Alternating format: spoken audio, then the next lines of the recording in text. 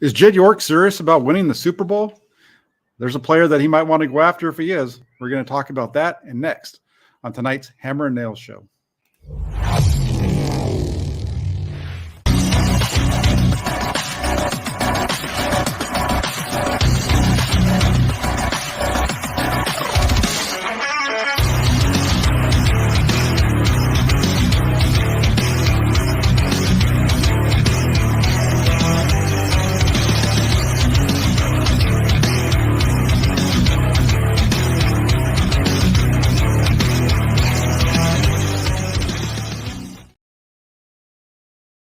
It is Tuesday night, which means it is time for the new episode of the Hammer and Nail Show.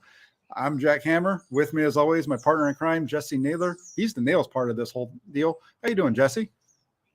I think the nails like kind of hold it together. Is that what you're trying to say? I don't know if that's a compliment or not. You know what I think of, Jack? And I it just hit me when you were doing your intro. It's funny because I do like a similar style intro. I try to give like what we're going to talk about tonight.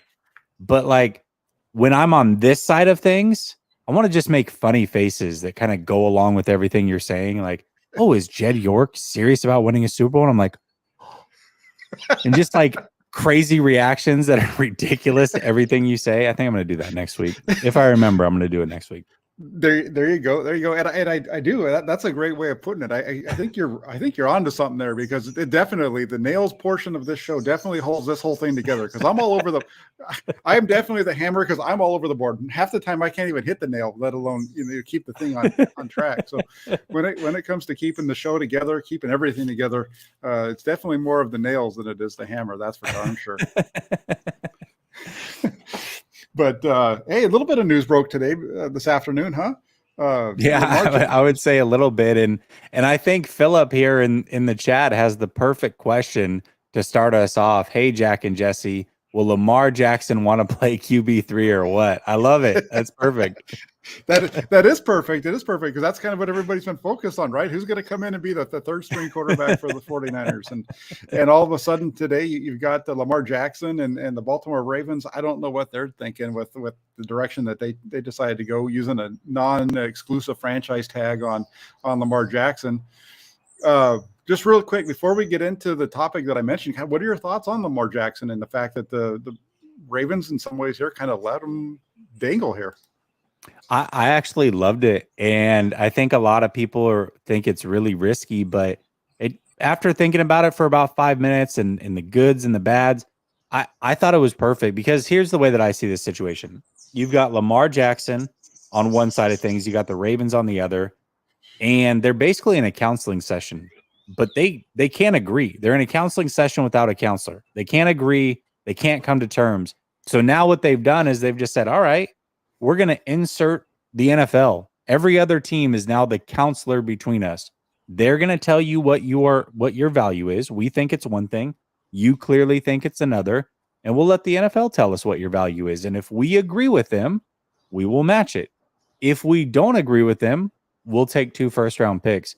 I absolutely love it. And of course, they can still work out a trade with a team. It's not like they have to go that route. But I actually like the strategy here, because clearly they are at an impasse. And I think the Ravens really messed up this situation when they should have signed him 2 years ago. They decided to wait. And now you've got that Deshaun Watson contract that is looming over them and has messed up this whole situation. But they haven't fully righted that wrong. But I think they've gone about this a very, very smart way when it comes to right now handling this situation. I applaud them for what they did. So you like the decision of the Ravens?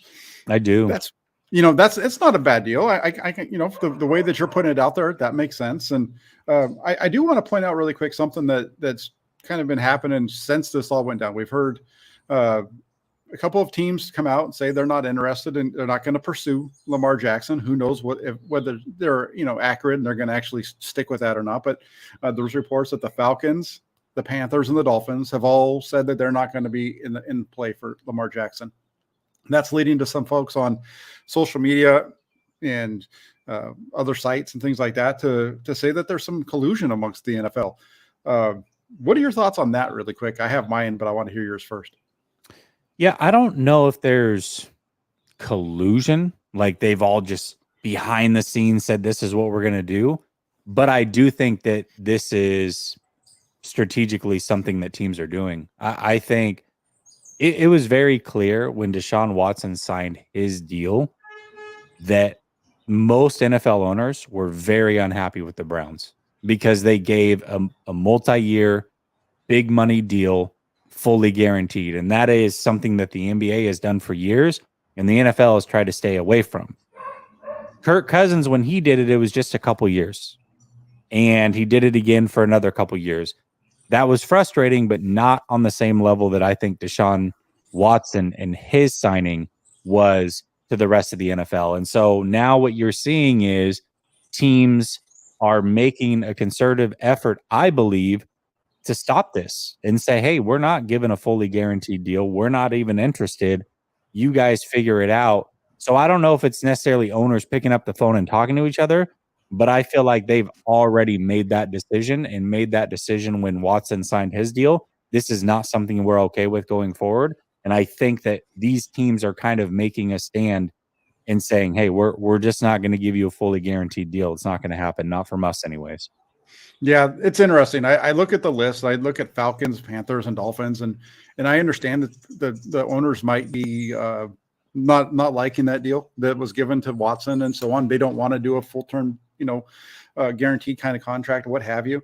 I just look at that list though of Falcons, Panthers, and Dolphins, and people calling collusion based on 3 teams that have done jack diddly squat in the last 30 years as kind of the direction of the NFL. If the Falcons, Panthers, and Dolphins are leading the direction of the NFL's in bigger trouble than we thought, because those guys none of those teams are any good. What have they done lately? Really, Dolphins, great. You were 9-8, 9-9 for you win some games for a change, and then we might take you more serious. Yeah, for sure. I get it. And like I said, I don't know if it's my initial thought was it was collusion, but collusion is like everybody has reached out to each other. This is the plan. This is what we're doing. I don't know if it's that deep, but I do genuinely think that most NFL owners are behind that movement. And it, like I said, the phone doesn't necessarily have to be picked up to understand that mostly everybody else is on this same movement because they've been on that page since Watson has signed his deal. So I don't know. We'll see how it plays out. I mean, the 49ers, I actually won't get too far into it because I think the next topic is probably going to be, should the 49ers go after him? What can they do to go after him? And we'll get into that. But yeah, I do think that there's a concerted effort here by the NFL to not give a guaranteed mega money deal because it changes the NFL forever. It really does. If you do it for Watson, which has already happened, now you do it for a second quarterback, this is the new norm. And so it starts with quarterbacks, then it turns into this player and that player. And now all of a sudden you're giving out all these guaranteed deals. I think it would be something that ultimately you'd have to rework in the collective bargaining agreement. Some outs, kind of the way the NBA does. If somebody gets injured and what do you do and how do you not get stuck with money? It really does change everything. So. Yeah, I would say this about let's before we get on to anything with the 49ers related or anything like that, just in terms of these fully guaranteed contracts, I think in some ways you have to look at it beyond just yourself in this deal and look at what I get what they gave Deshaun Watson, but look at the deal that Patrick Mahomes signed a few years ago back in 2020, that extension that he signed with Kansas City. That was a $450 million deal when he signed it. It's now up over $500 million. Because of the restructuring and all those kind of things. So, is this a situation where some of these guys are kind of cutting their nose off to spite their face by saying, I want this and I want this fully guaranteed because, the teams may not be able, to come back to you and, necessarily renegotiate the same way as they have in the past as a result. Yeah, absolutely. And I think that, I don't know what the hang up is here for Lamar because you've heard different things. You've heard that he wants a fully guaranteed deal, which I understand. I mean, quite frankly, he's he's a better model citizen than Deshaun Watson is, who got a fully guaranteed deal from not his team, by the way.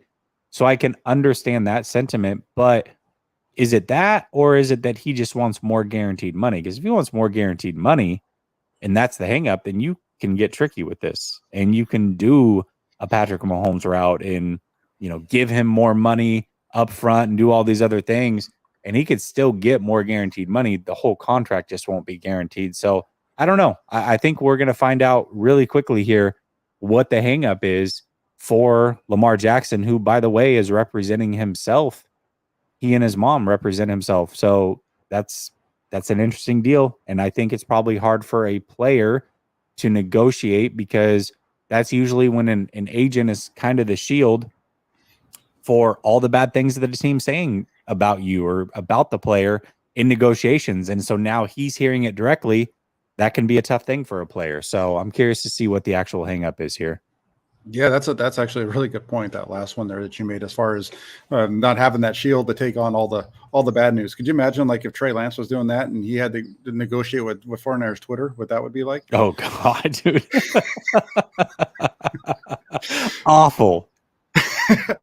All right. Let's change it up. And now, not going off of the player, but we're going to stick here a little bit with Lamar Jackson. And I got to ask you, is Jed York serious about winning the Super Bowl, or winning a Super Bowl, period? Because if you go back and you look at the 49ers during his run, the reason that they have not won a Super Bowl can be traced back to one position, and it's quarterback. And in order to win a Super Bowl, he's going to need to get that position right. And I think Lamar Jackson makes sense for the 49ers for that reason. What do you think? Yeah, I mean, I think Lamar Jackson makes a ton of sense for the 49ers themselves, and it definitely would be a way of showing that you are serious about the quarterback position. I think one thing that York has done a decent job of, especially since he went from the Harbaugh era and now over to the Shanahan era, is that he's kind of just like, hey, you guys are the football guys. I'm out of it. You figure it out. I got two guys in Lynch and Shanahan that can work together cohesively. I'm trusting what you guys do in your football decisions. Go out and do what it takes to win type of situation. Versus before, it's like, okay, we had Balky and we had Harbaugh who don't agree at all. Now I've got to play middleman. I've got to pick and choose. It just put him in an awkward situation. So I think, to answer the question, Jed York is probably serious about winning a Super Bowl, maybe more so than he's ever been. And I think he's shown that through his actions of allowing Shanahan and Lynch to handle things. I just think that maybe, and I'm sure Lynch and Shanahan are serious as well, but they just haven't put the exclamation mark on the team and saying, this is the route to win. We need a quarterback. We're deciding right now, this is who it is, and this is who we're dumping all of our resources into. Getting Lamar Jackson certainly would change that narrative very quickly. Yeah, I think it's a move that they have to make. I don't know if they have to make it. I think they should make it if they want to win a Super Bowl. We're looking at an offseason right now where we know that right now the 49ers don't have a quarterback on the roster that's healthy. Trey Lance is going to be healthy by the time we start in a couple months, but we know that right now they don't have a healthy quarterback. We don't know exactly what's going to happen with Brock Purdy, no matter how well people think he played or not. I think you go after a guy that's been an MVP. If he's sitting there for you, he's right there for you, and all it's going to take is some money. And Jed just needs to be able to spend it. And I think the other main thing here is you have a lot of people. I see a lot where Parag Marathe gets a lot of credit for certain things about this roster. He needs to get up and he needs to show that he's worth that whole thing, as far as the cap guru nickname and all that stuff. He needs to earn his money now. Yeah, this whole thing is going to get interesting, because if the 49ers decide to insert themselves into this Lamar Jackson situation, then it's going to take more than just money, unfortunately, because they don't have a first round pick.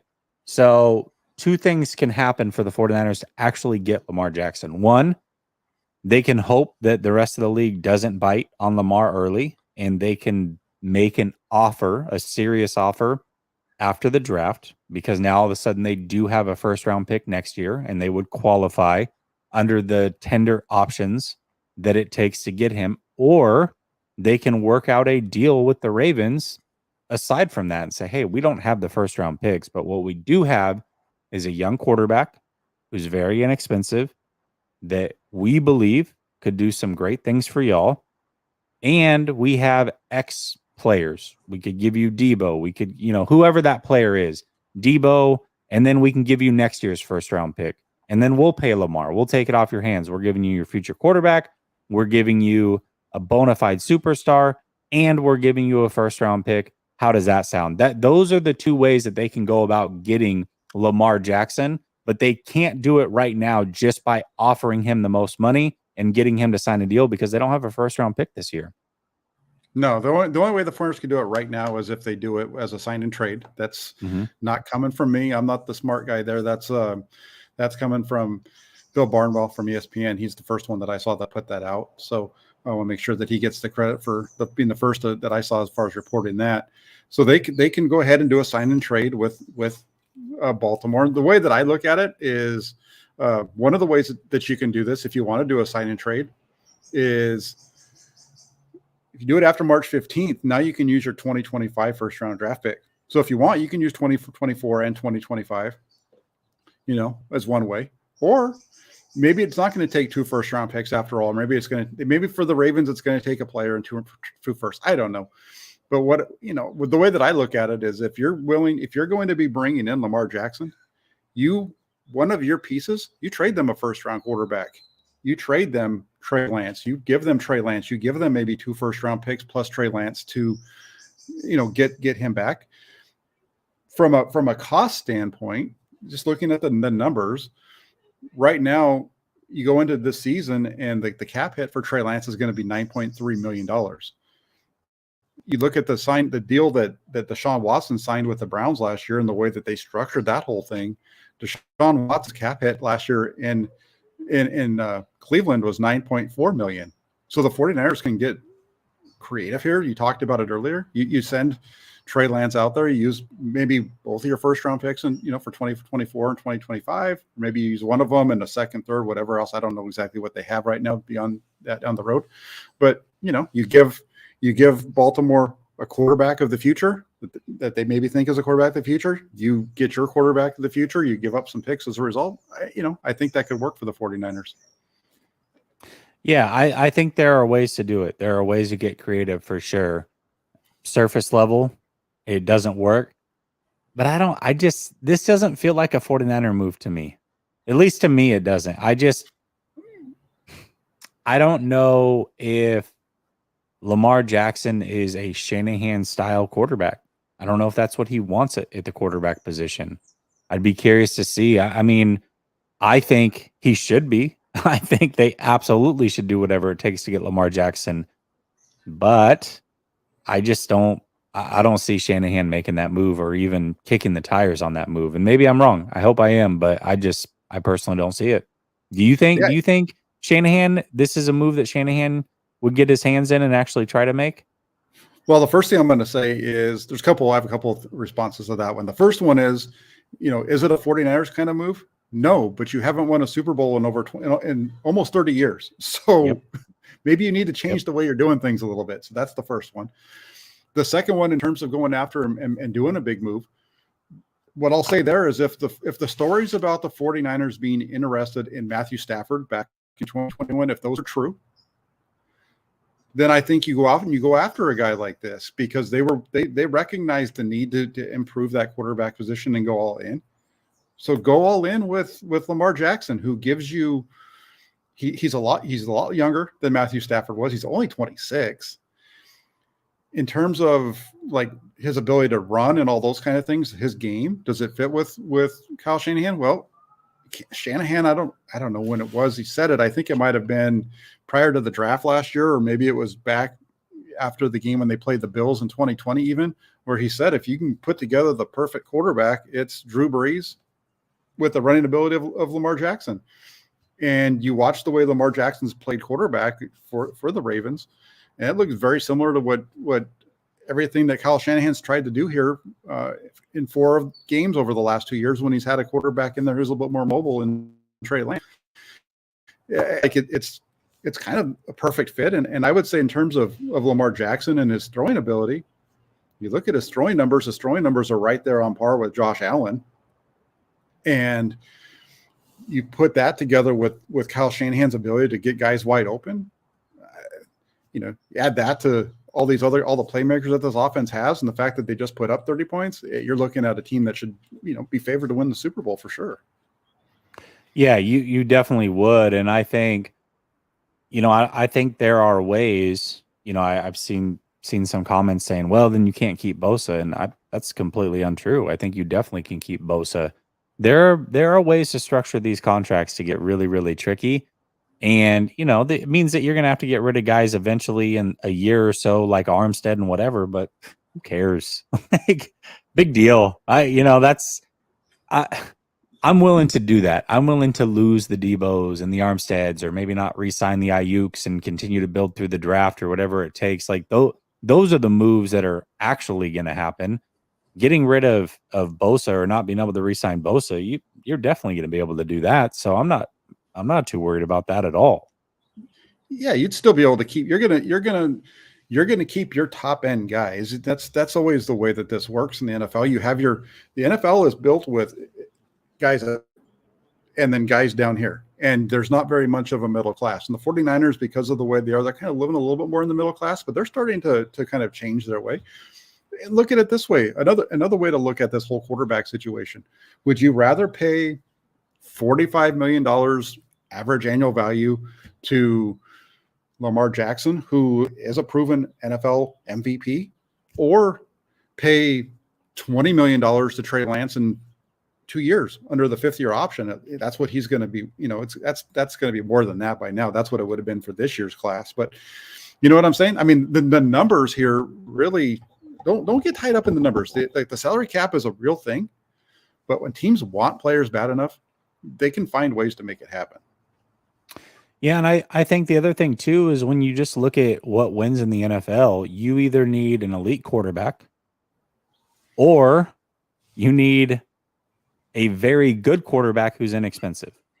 Like that's it. All these guys that are Giants are paying Daniel Jones, Saints are paying Derek Carr, Seattle's paying Geno Smith. Those are mediocre quarterbacks that are getting way overpaid. That is not what wins in the NFL.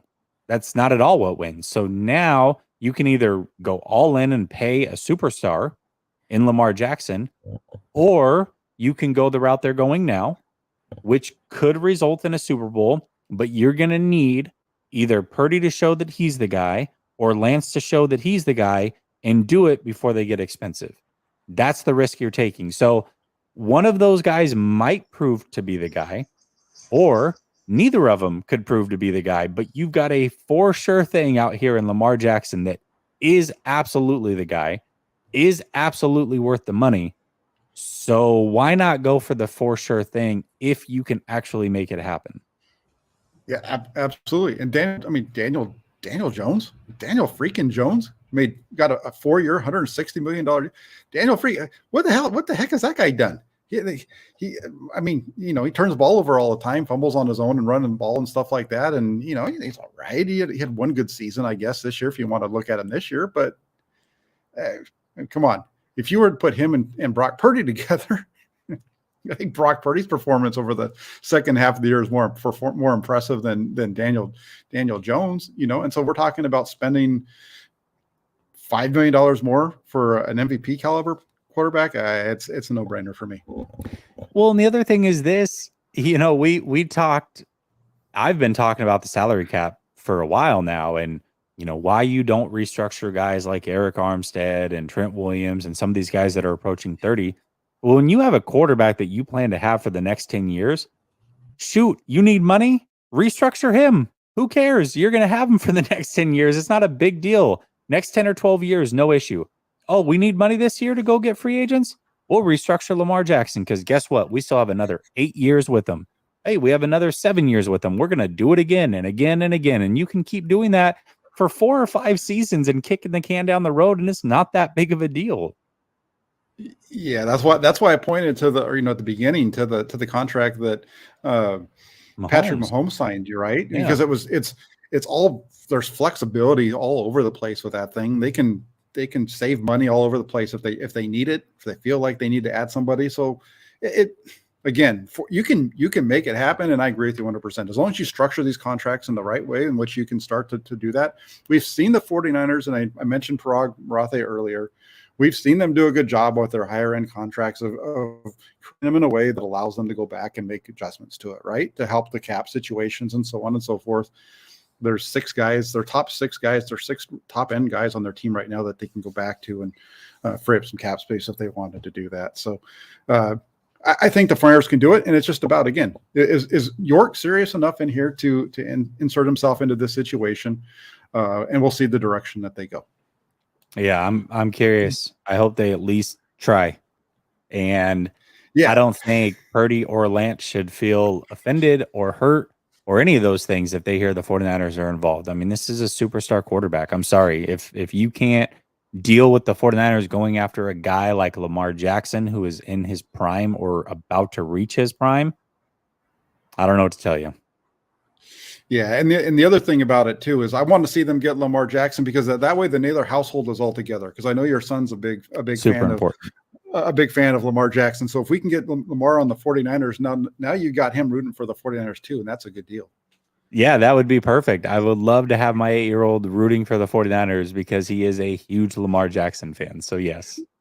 There you go. So we got to get that done too. And then really quick before we get off the quarterbacks for a minute, Tom Brady. What about Tom Brady? That was quite the revelation today with Tom Brady, huh?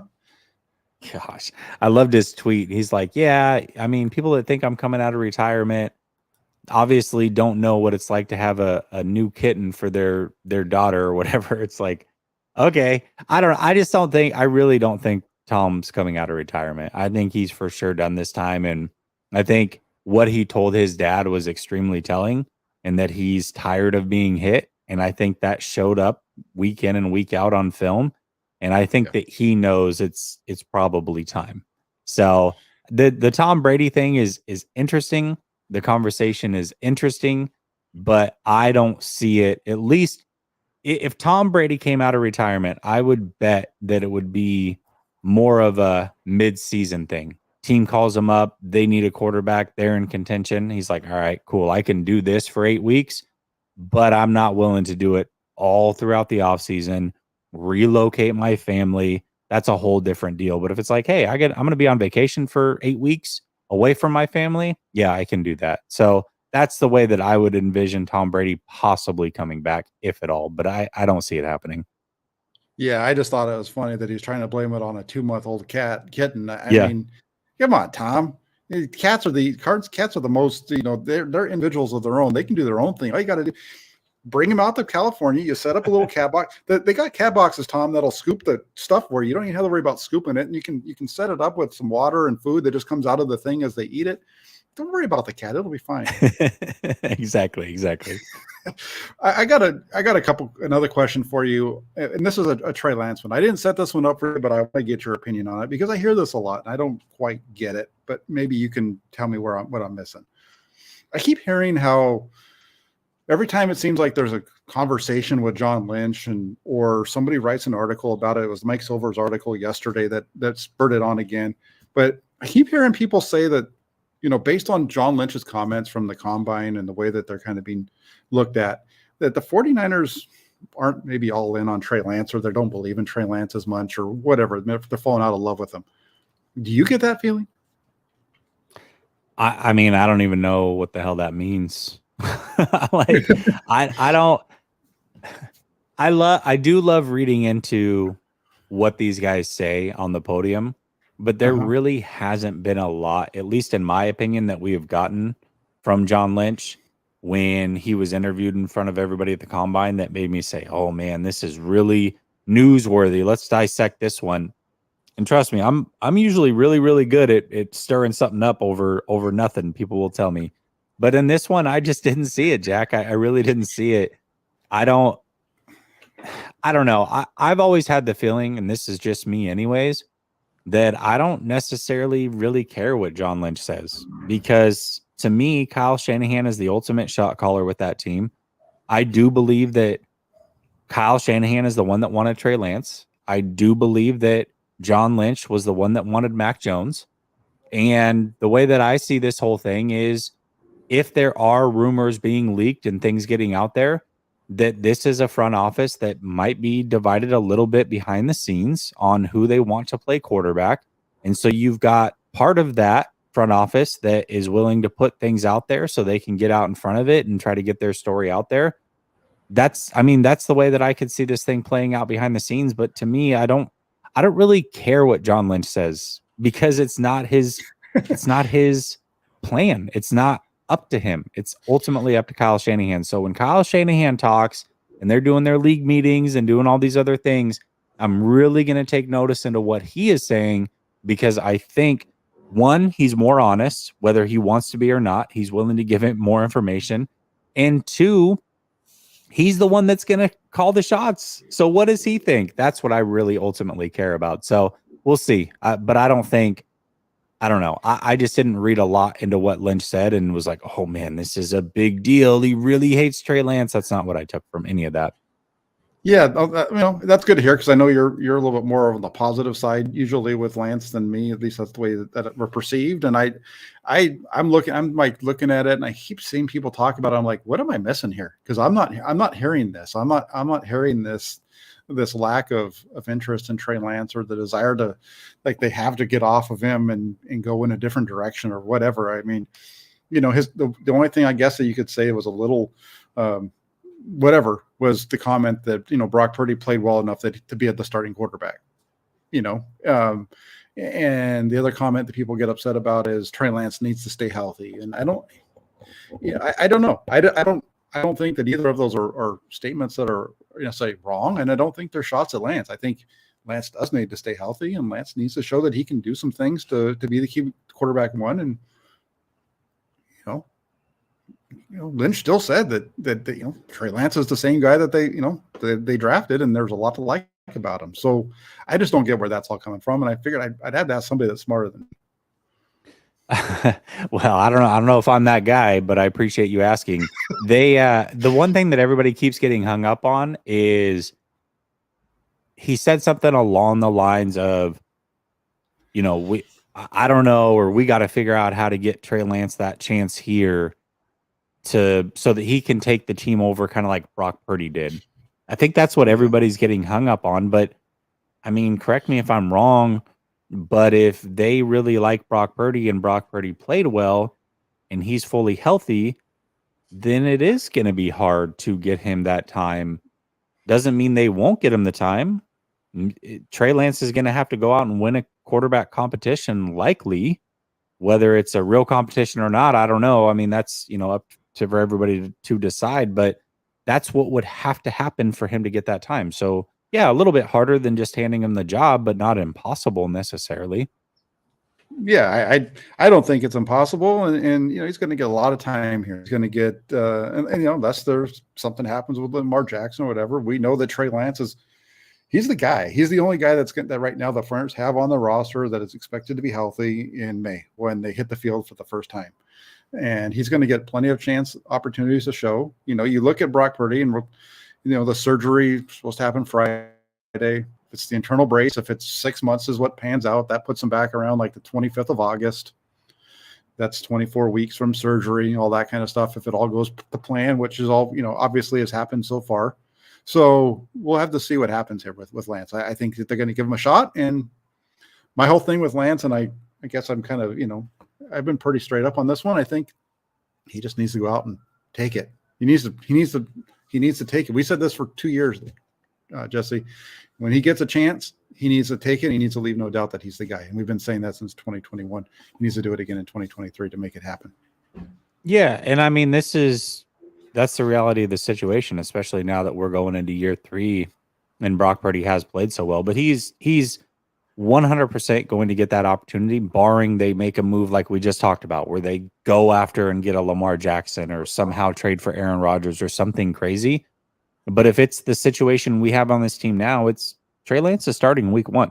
Like, that's what's happening. So whether it's 1 week, whether it's 4 weeks, 6 weeks, all season, I don't know. That's ultimately going to be up to him and possibly a little bit of how long Purdy is out. But I don't see a scenario other than trading for another legit quarterback that Trey Lance isn't the starter week 1. That's just the way this thing is going to be. Yeah, we'll see how it works out. We're going to find out a lot on Friday. I think that's going to be our next indication point as for what's happening with the two that they have right now. So we'll see. Changing it up a little bit. You're looking at the 49ers. You are now going to be John Lynch. How do you build the 49ers going forward?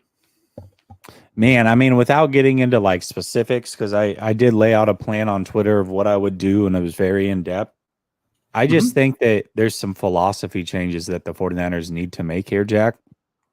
One is the quarterback position. We talked about it with Lamar. You have to be serious about the quarterback position. You have to be serious about whoever that is and pouring everything you have, all your resources into making that guy come to fruition, whether it's going out and trading for a Lamar Jackson or you're keeping Lance and Purdy, but you have to pour your efforts into one of those guys. At some point during this year, you're going to have to decide who that guy is. The other guy is strictly the backup, and you're riding with that guy long term. Like, that has to be decided. So number one is the quarterback position is the most important position in football. Act like it. That's number one. I would say number two, act like protecting that quarterback or that most important position in football is your second priority. Beef up the offensive line. They keep acting as if the team has said this multiple times, Jack, which tells me that this is a Shanahan thing and this is a 49er philosophy thing. Oh, you can put anybody back there, we could win. As long as we had a competent quarterback that could throw, we would have won. We would have gone to the Super Bowl and probably won. If that is the attitude of the players, and they've had this attitude every time there's been a quarterback change of, hey, you don't have to go out there and do everything. I mean, just go out there and don't make mistakes. We got it. Like, we're good as long as we have somewhat of a competent quarterback back there, regardless of who it is. That tells me that's the organization's philosophy as well. That starts somewhere. So actually act as if the quarterback position is the most important thing in football. And you can do so two ways. One is the first way that I just talked about. The other one is protecting that asset. Go and get major offensive linemen, put a lot of money into the offensive line, not just the left tackle. Kyle Shanahan, when Alex Mack retired, said the center position is the heartbeat of this offense. Well, then act like it. Why is it every year you have a brand new center and you're willing to give guys a chance at center, the heartbeat of your offense, who have never started in this league? You're willing to go that route for the heartbeat of your offense and play roulette every year as far as who your starting center is? No, you have to go get the guy at center to help the guy at quarterback. So to me, they need to pour their efforts into those two positions a lot more than they have so far.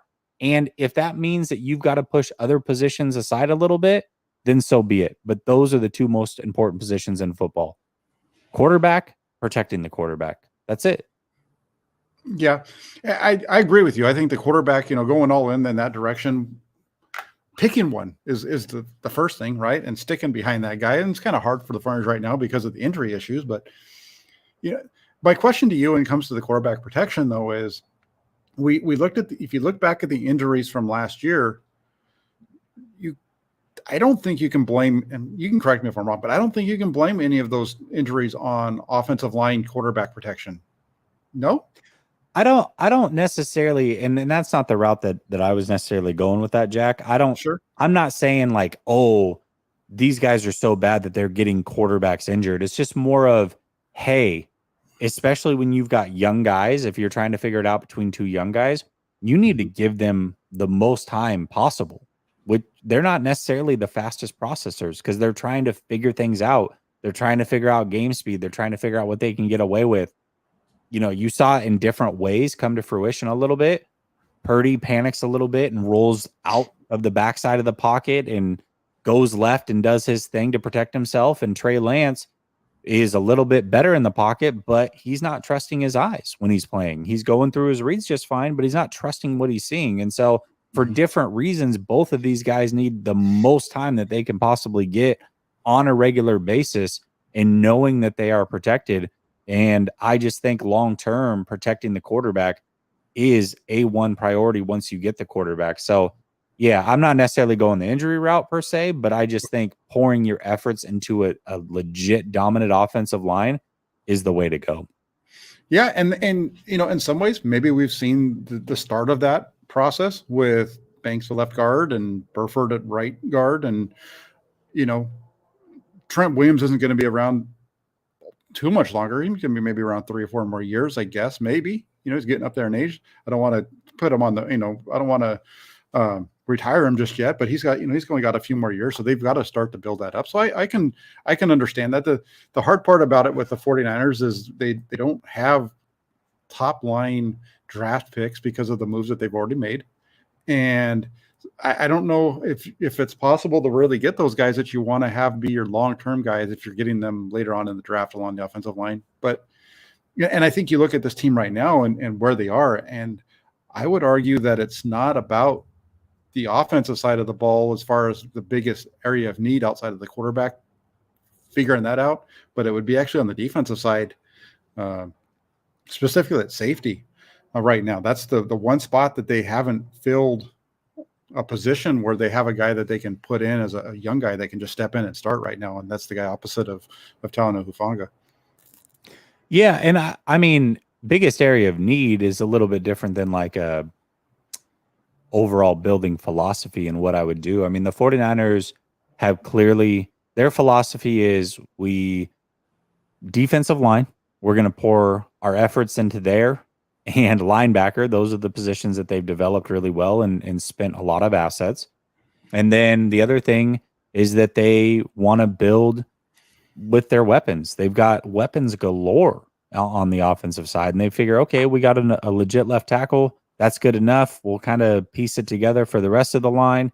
We'll get them legit weapons. And with my play calling or Shanahan's play calling, we can put a comparable quarterback back there, somebody who's decent.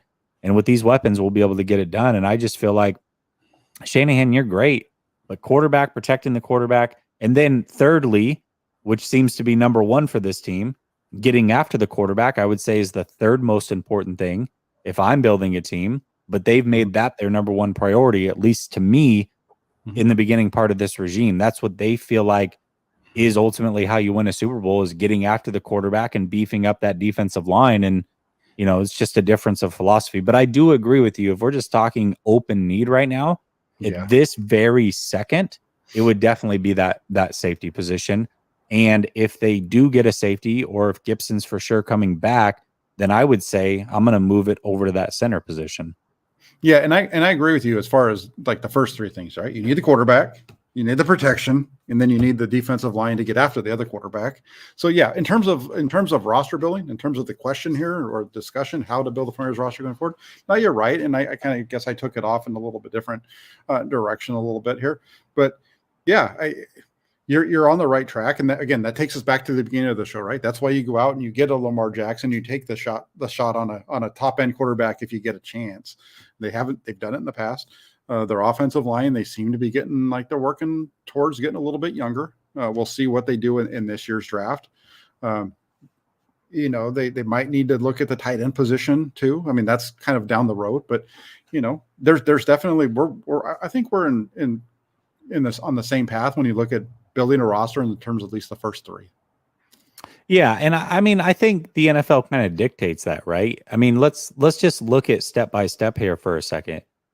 How do teams generally build through the draft? Like, what are the types of players that they usually draft high or trade up for?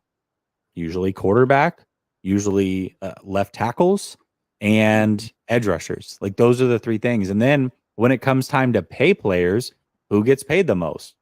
Usually quarterback, usually left tackle, usually edge rushers. So the NFL is kind of telling you, hey, this is what we covet.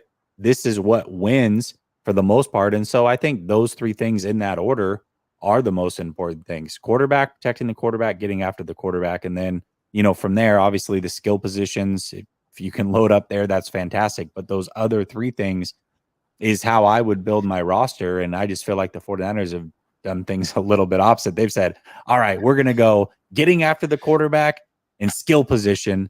and then we'll figure out the rest of the stuff. It's like, well, I mean, it's worked for you to this point to get far, but it hasn't won you a ring. So kind of to your point, when you said, hey, what you've done hasn't worked, do what it takes to go get Lamar, or at least try your best. I agree with what they've done hasn't worked. It has worked in getting them close, but it has not worked in getting them over the hump. So how do you get over the hump? Change your philosophy a little bit. Yeah, that's really it. And they're going to get a little bit of a change of philosophy on defense this year. And this is, I'll take this off, but just a little bit of a change of Steve Wilks, going to be taken over. Did you see I don't know if you saw it, but I saw something on Twitter today. They were talking, somebody with a little bit more knowledge of Steve Wilks was talking about how the Mac linebacker is an important piece of his defense. Did you see that today? I did not know. Yeah, they were basically saying, as that Mac linebacker, you get to eat. So that's a good news possibility for Fred Warner. So we'll keep an eye on that. That's going to be one of the fun things to watch, is how this defense changes. Might not be wholesale changes, but there are going to be changes. It's never going to be exactly the same. Did you hear one other thing I'm going to ask you about? Did you hear about Jimmy Ward on his Instagram Live yesterday? His comments? No, I didn't. Okay, well, he said that don't close the door yet on him coming back to San Francisco. And kind of wanted, want to get your thoughts on that real quick. We just got a couple of minutes. Yeah, it's funny. I'm glad that he did say that, because, and I don't know if it was with you or I don't know. I do so many damn shows. I can't remember. You're all over the place now. You're like, holy moly, you're worldwide. I think it was with Kruger. Hell, I don't know. Either way. I was asked about, do I think the door is shut on Ward based off the way that he had talked during the last Instagram Live comments? And my thought process was no. The way that I see it is, Ward now knows how to play the game. First time through, he didn't necessarily know what to expect, but he's been very clear. Last offseason, he was talking about these things and how Parag likes to kind of screw players over and tries to win the game. And he's just very aware of the situation that's in front of him. And so I think what he was doing going into this offseason is like, hey, I can play this game too. I know exactly what you're going to try to do because we've done this dance before. So now I'm going to be a different dance partner. I'm going to act like I'm not interested. I'm going to go chase the money elsewhere. I'm out of here. But I think as long as he gets what he feels like he is worth, he would prefer to stay with the 49ers. And I think the 49ers would prefer him to stay. They just have to figure out what that money looks like to make it work for both sides. So I think you've got two sides that ultimately want to come together here, but they are going to go about it in protecting themselves, and both sides understand that. And so that's the situation at hand. Yeah, for sure. I think it's going to be if they can bring him back, if they can give him, if he's willing to come back and take top end nickel money, that'd be awesome. It'll be interesting to see what happens here with Jimmy Ward, because, 49er fans tend to overvalue guys that they really like. And people really like Jimmy Ward. Well, people really liked Jaquaski Tart last year too. Yeah, and, we saw how that worked out. I mean, the number of people that were talking of Jaquaski Tart was just, I was like, are we watching the same guy? Right. Right. The guy's not here anymore. So I'm like, I can't rip him, but and so maybe it's going to be interesting to see what his value is. What is Jimmy Ward's value outside of the 49ers organization? Is it as high as what people who watch the 49ers think, because they watch him all the time? So that's going to be one of those things to watch, because if they can bring him back to be that nickel slot guy, basically be their third linebacker in their nickel set, I think that'd be a great move for the 49ers if they can get it done. Yeah. And I mean, he's getting paid top nickel money right now, because he's a safety and he's getting paid like a safety. So, I'm sure that he wants to get paid more, but you're right. I mean, he's on the other side of 30. The league's going to tell us what his value is, and maybe it's not as high as he thought. So I think he probably wants to know that answer. And I think the 49ers probably want to know that answer before they make him an offer that is more than what he's getting paid now. And I think that's fair on both sides. Yeah, absolutely. And I think, I think that probably should have just been the whole topic of our show the whole night, because you've said it a couple of things. You mentioned it in the beginning when it came to Lamar Jackson. You just mentioned it again now with regards to to Jimmy Ward.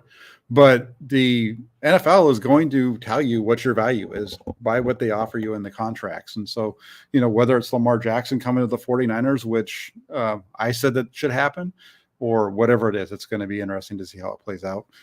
Real quick, Jesse, before I let you go, I know you got a show coming up. What's going on over on your channel? Yeah, it's Tuesday, so I got my guy, So Real Sunil. We're doing our Tuesday edition over at Last Second Sports, so tap in over there. We are so close to 10,000, so close. We'll get there by the end of the week, I feel like. So stick with us over there. Yeah, make sure everybody, if you're not already subscribed to Last Second Sports, to Jesse's channel, get over there. Great 49ers content. They also do some Lions content as well, correct? They still got that going on over there, right? No, it's all 49ers now, man. It's just me. Now? It's a one-man show.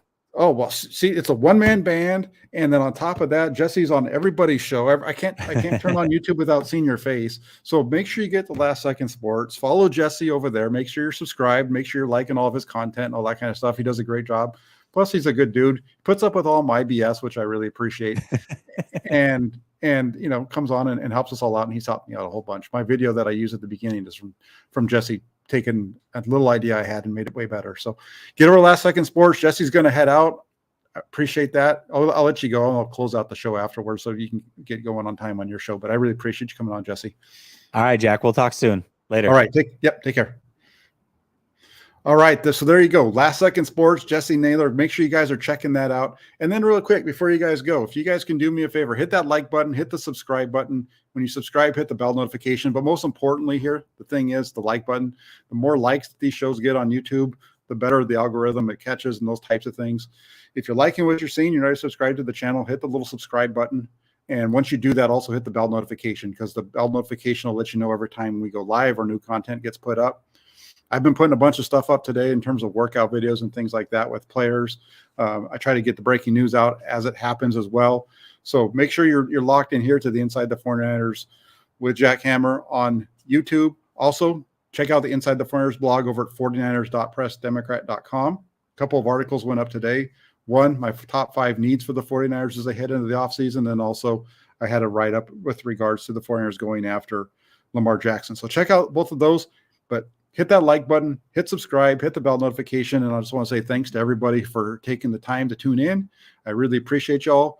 Have a great rest of your Tuesday night. I'll be back on Thursday around 7 o'clock with the show. I'm not sure exactly if I'll have anybody on or if it's just going to be me, but the next show for sure will be happening on Thursday around 7 o'clock at the latest. So keep it locked in here to Inside the 49ers with Jack Hammer for all your 49ers breaking news and content. Hit that like button, hit the subscribe button, and we'll be talking to y'all soon. Thanks a lot. Have a great rest of your night, and take care, everybody.